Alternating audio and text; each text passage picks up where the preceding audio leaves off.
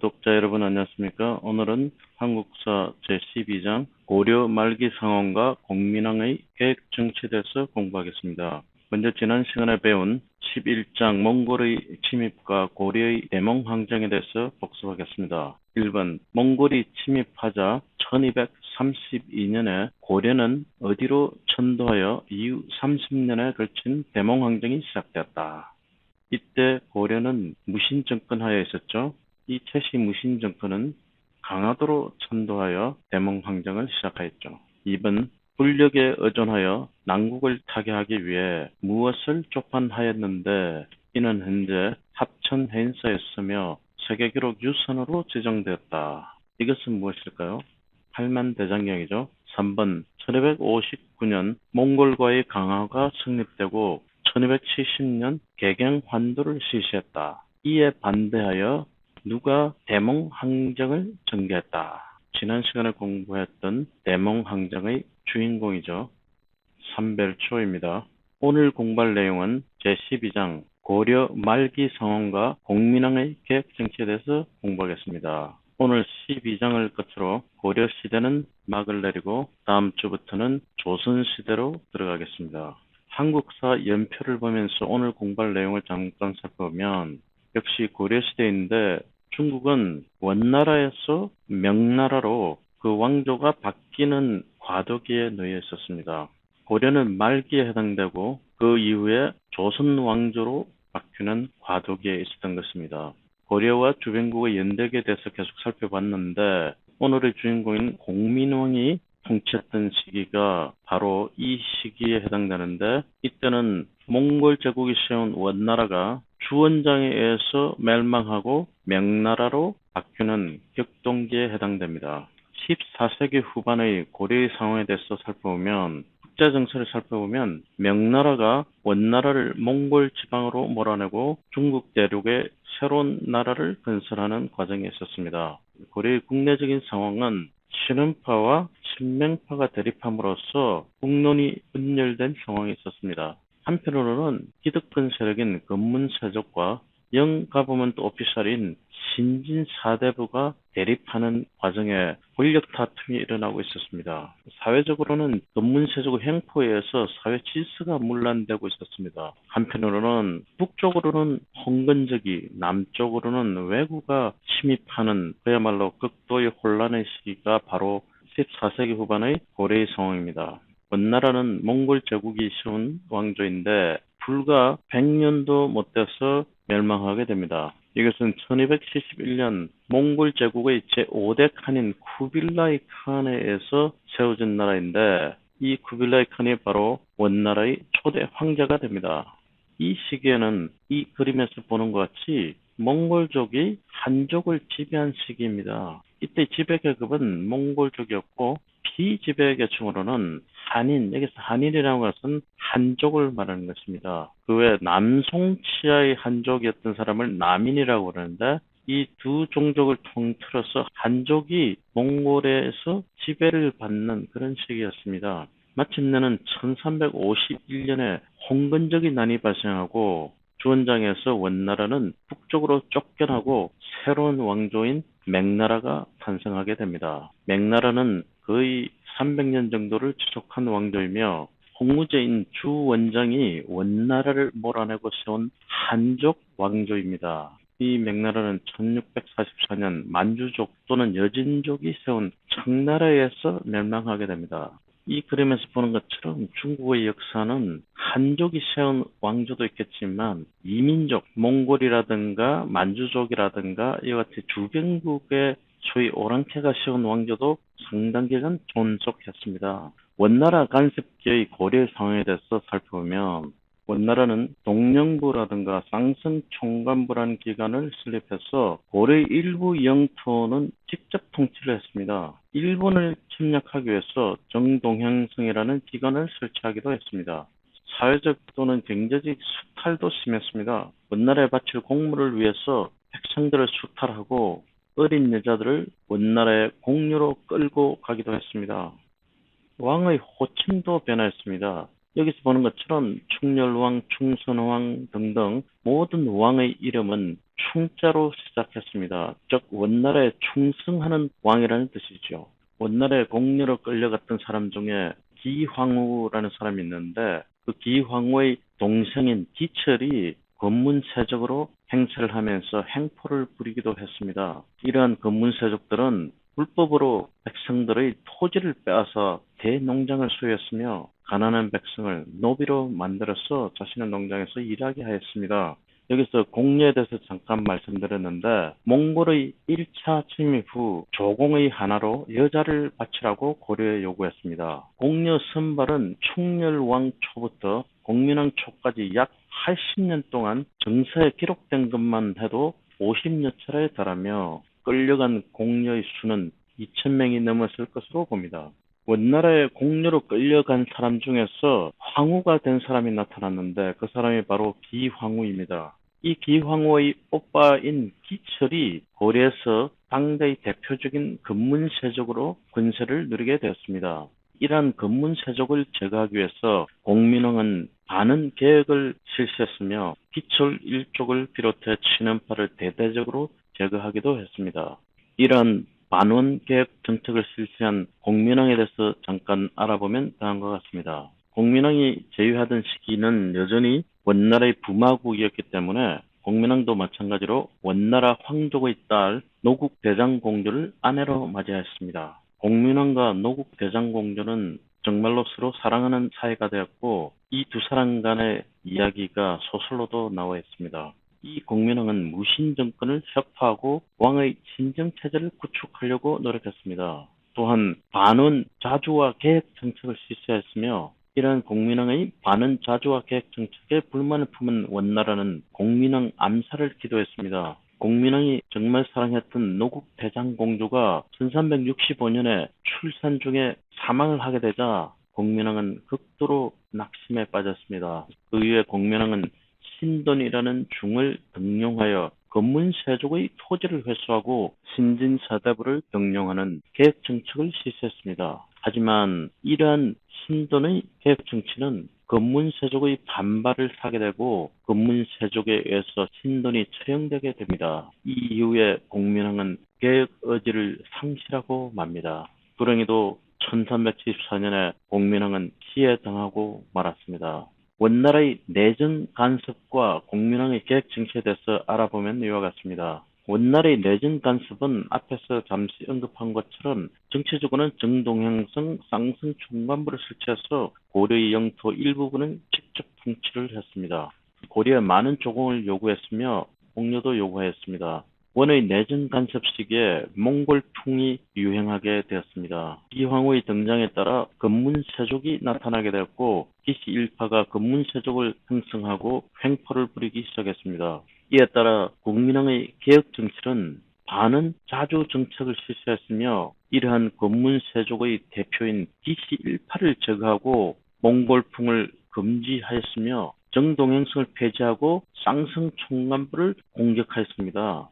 신돈을 등용시킴으로써 건문세족에 의해서 불법적으로 만들어진 농장을 폐지하고 억울한 노예를 해방시켰습니다. 하지만 이러한 신돈에 의한 개혁 정치는 건문세족의 반발을 사게 되고 결국은 신돈이 제거당했으며 공민왕이 시해되고 마는 결과를 가져왔습니다. 이러한 공민왕의 개혁 정치는 불행히도 미완성의 개혁으로 그치고 말았습니다. 공민왕의 개혁 정책은 14세기 후반에 원나라에서 명나라로 교체되는 혼란을 틈타 공민왕은 반원 자주 정책을 추진하였던 것입니다. 이것은 원나라에 반대해서 자주적인 정책을 실시한 것이었습니다. 그 대표적인 것으로서 친원 세력인 기시일파를 제거하고 몽골 풍속을 폐지하였으며 쌍성 총관부를 공격해서 원나라가 지배했던 천령 이북의 땅을 회복했습니다. 이러한 쌍성 총관부 공격에 이성계와 그의 아버지인 이자춘이 큰 공을 세웠습니다. 이에 따라서 이성계가 역사의 지평에 드디어 등장하게 된 것입니다.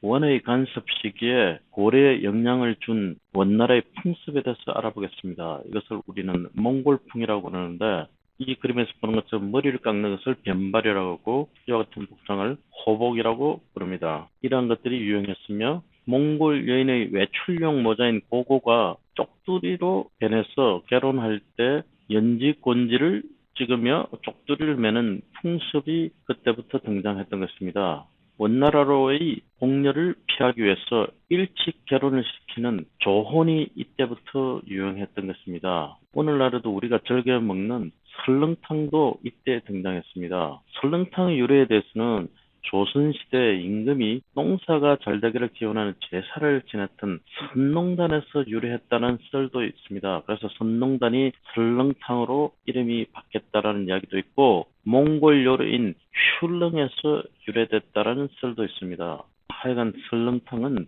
몽골에서부터 영향을 받은 음식 문화입니다. 그 외에도 우리가 즐겨 먹는 소주도 몽골에서부터 온 음식 문화라고 볼 수 있겠죠. 우리가 알게 모르게 우리 생활 속에 스며들어 있던 많은 풍습들이 사실은 원나라의 간섭식의 몽골로부터 온 몽골의 풍습입니다. 공민왕의 계획 정책이 미완성의 계획이라고 말씀드렸는데 일부 성과도 존재했습니다. 공민왕은 밖으로는 많은 자주화 정책을 실시했으며 안으로는 검문세족 일소를 목표 삼아 계획 정치를 펴면서 그 일환으로는 성균관을 재건하고 유학을 정리하며 때묻지 않은 유능한 인물들을 대거 등용하였습니다.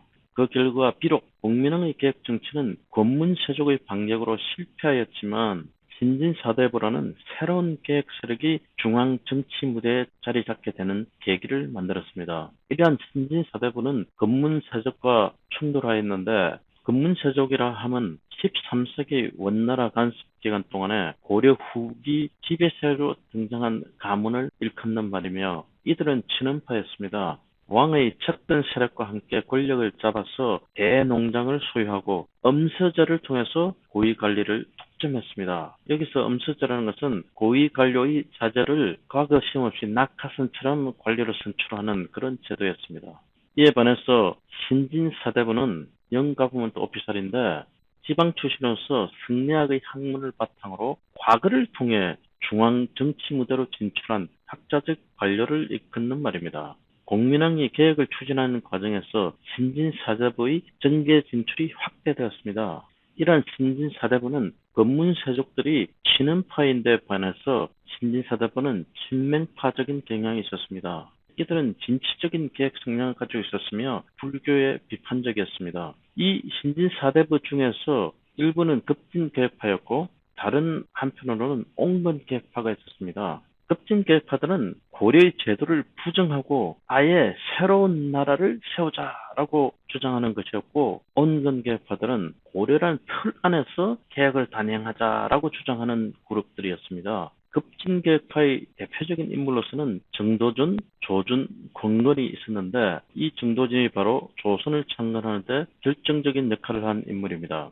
온건계획파의 대표적인 인물로서는 정몽주, 질제가 있습니다. 이 정몽주는 결국은 조선을 창건하는 데 반대하다가 암살을 당하고 맙니다. 14세기 고려 말의 정치적인 상황에 대해서 살펴본 것 중에 외세의 침입들이 많았다고 말씀드렸는데 고려 말에 홍건적의 침입이 발생합니다. 이 홍건적이라는 것은 원나라 지배에 억압받던 한족의 농민 반란군들이었습니다. 결국 홍건적 출신의 주원장이 원나라를 쫓아내고 명나라를 세운 것입니다. 이 그림에서 보는 것처럼 이 그룹들은 머리에 빨간 띠를 두르고 있었기 때문에 홍건적이라고 불렸습니다. 초기에는 원나라에 대항했지만 세력이 원나라에 미치지 못했기 때문에 원나라에 쫓겨서 요동으로 물러가기도 했는데 수세에 몰린 홍건적이 두 차례 고려를 침공하게 됩니다. 공민왕 8년에는 4만 명의 홍건적이 오늘날 평양인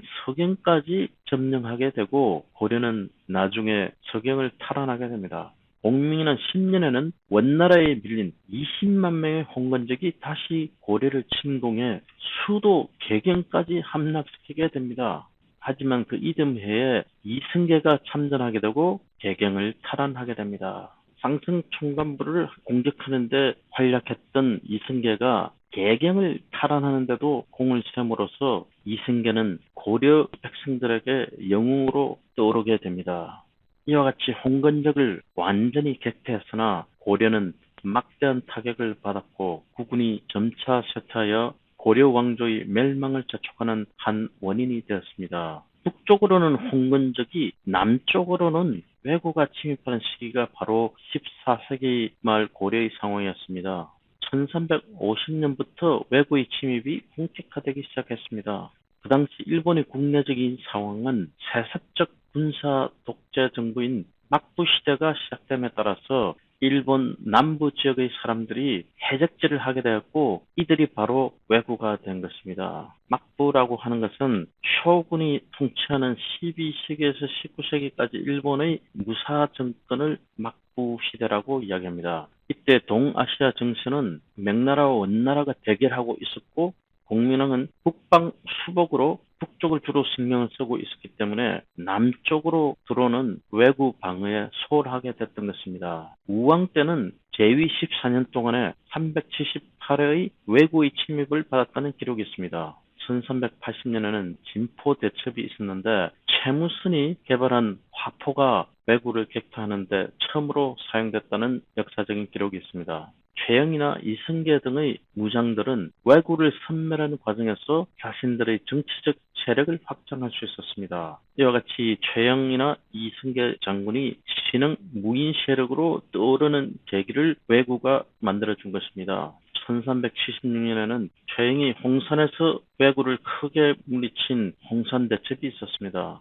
1380년에는 지리산에서 이승계가 왜구를 크게 물리친 황산대첩이 있었습니다. 1389년에는 박위를 파견해서 병선 100척을 이끌고 서시마 정배를 감행해서 왜구 300여 척을 불살하고 잡혀갔던 고려인 100여 명을 데리고 돌아왔습니다.